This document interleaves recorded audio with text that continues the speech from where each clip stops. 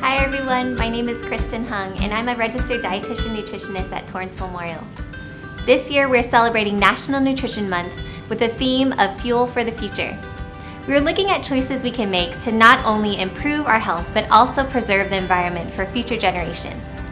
One choice we can make is to consider growing some of the food we eat. To help us think about this, we have Master Gardener Judi Gerber with us today.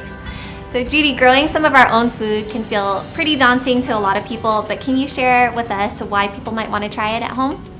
Sure, it is daunting, but there are some things that you can do to make it easier. There are many benefits to growing your own food.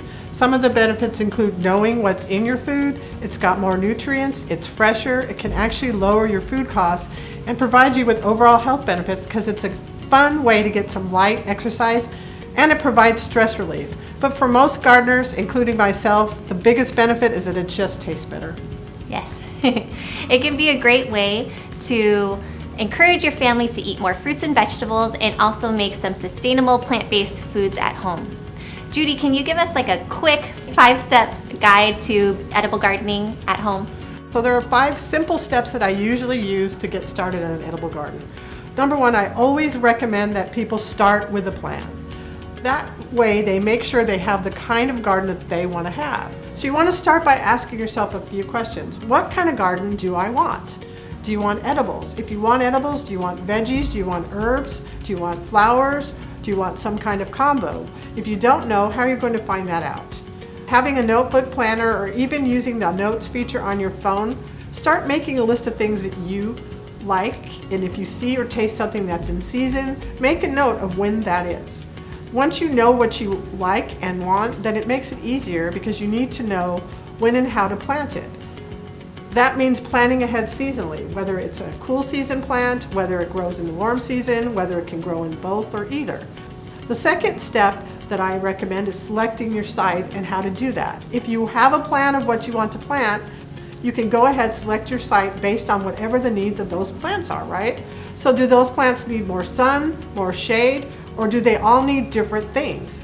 Another thing to consider is what kind of soil do you have?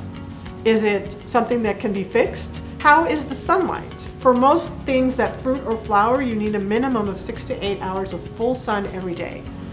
So if you don't have the sun, can you consider a place where you can have containers that are in the sun, or can they be moved to the sun?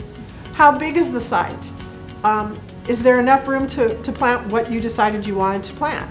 Or is the site too big? I always recommend starting small. So can you pick just one area to use to plant what you like? And the biggest thing about a site, is it going to be convenient to work in, to plant in, to harvest?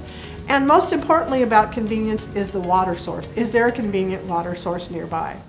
The third step is selecting the plants or the seeds. So again, if you have the plan you developed from the first step, this next step becomes even easier because you've already decided what you want and how these plants fit in with the site. So now you just have to find the plants or the seeds. This lets you focus on learning what those plants need and how to care for them. The other thing about plants are, what are their characteristics? Do they grow tall? Are they short? Do they have vining habits? Do they creep? Does it spread? Does it flower? Are there other parts of the edible plants that you might want to use, or do you not want to use them? What will you do with them if you don't use them? Does it have spiky or sharp parts of the plant?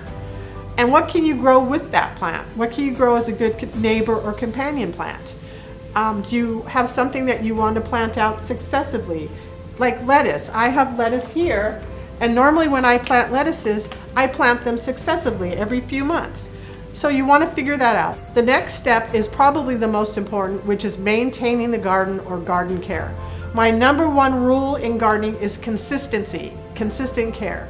The best thing you can do for your plants is to make sure that you know what they need, take the consistent care. So does it need a lot of fertilizer? Most edibles do, some things don't. Learn the difference. So regardless of what you plant at the time that you're cleaning up the area, make sure you get rid of all weeds, all old dead plant materials, and anything that might attract pests or disease. The other part about consistent care is irrigation. Make sure you regularly irrigate, whether or not it's on a schedule or not. Try to be mindful and try to do it at the best time of day. Usually that's in the morning before it gets windy and hot. And you want to make sure it's consistent because you don't want to let the plant dry out and then flood it and then dry out, because that produces a lot of stress. The last step is probably the most important and the one that we all like the best, which is harvesting, right? It's pretty consistent that most people plan to harvest. But a lot of times people wait to harvest because they want to have the biggest pumpkin they have, or the biggest zucchini they have, or till it's riper, or till it's prettier. And oftentimes that makes the taste go away. It makes it too pithy, it makes it too hard, and it actually can cause plants to rot. So you want to think about and learn when is the most optimal time to harvest things. Now, if people have more questions or they want to learn more information as they start their edible garden, is there any resources that you would point them to? There are several. As a University of California Certified Master Gardener, our Cooperative Extension Office has a website that you can go to, and as a volunteer, there are people that actually take care of our phone line, our email. It's got great articles, but it has other resources to other links. I also locally, when I go to get things, which is really close by to the hospital, I go to Armstrong Nursery because they have trained nursery professionals that can answer your questions. Excellent. Thank you, Judi. And thank you all for watching this video about edible gardening. We hope you've enjoyed it, and we hope you'll consider starting your own edible garden as one way we can help fuel for the future.